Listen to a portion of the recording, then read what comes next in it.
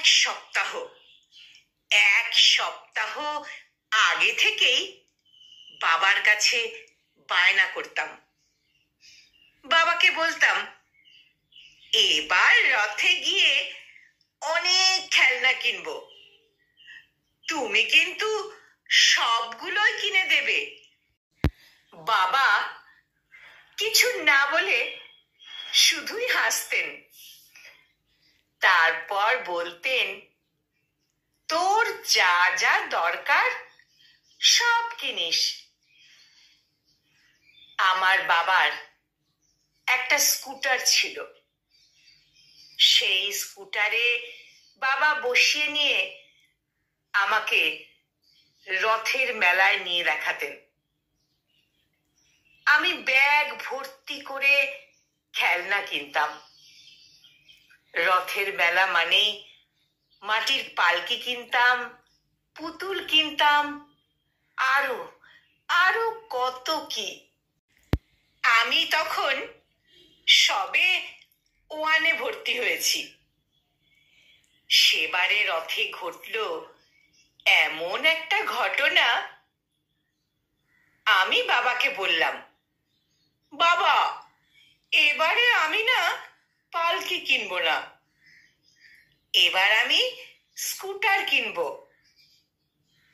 বাবা হেসে বললেন, স্কুটার? কি করবি স্কুটার নিয়ে? স্কুটারে বসে তোমাকে রথ দেখাতে নিয়ে যাব। পরে অবশ্য বাবা বলেছিল, বড় হয়ে তুই যখন নিজে উপার্জন করতে পারবি তখন দেখবি স্কুটার কেনা হয়ে গেছে। সেদিনের সেই কথাগুলো বাবা ভীষণ ভীষণ সত্যি বলেছিল। বড় হয়ে উপার্জন করতে হয়। আজ আমি বড় হয়েছি, ছোটবেলার শখটা পূরণ করি নিজের উপার্জিত টাকায়। গত বছর রথের দিনেই নিজের টাকায় একটা স্কুটি কিনেছি।